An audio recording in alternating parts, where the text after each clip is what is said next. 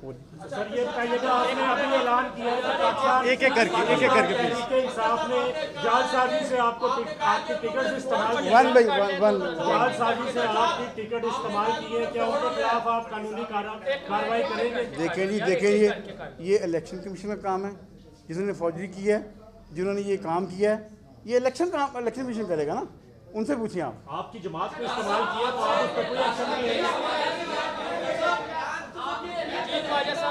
One हवाले से मेरा आपसे सवाल है, अल्लाह के नबी का आपने हवाला दिया अपनी प्रेस कॉन्फ्रेंस में कि क्या आपको उठाया गया या तशद्दुद हुआ? नो कोई क्यों, कौन सा कोई मुआहदा नहीं है, किसने कहा है? 5 घंटे बाद आप प्रेस कॉन्फ्रेंस करने के लिए आए। हाँ, ये अगर प्रेस कॉन्फ्रेंस में 2-3 घंटे लेट हो गए तो इसमें कोई कसूर है मेरा?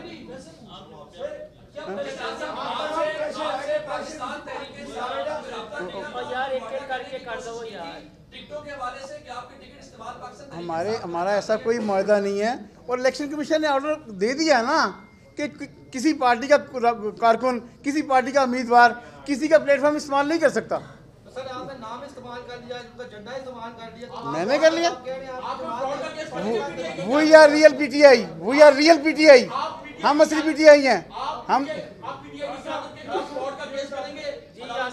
ये इलेक्शन कमीशन का काम है। आपका कंधा इस्तेमाल किया गया तो आप कोई कानूनी एक्शन नहीं लेंगे? इस पे हम मुशावरत करेंगे, मुशावरत के बाद वी विल टेक डिसीजन।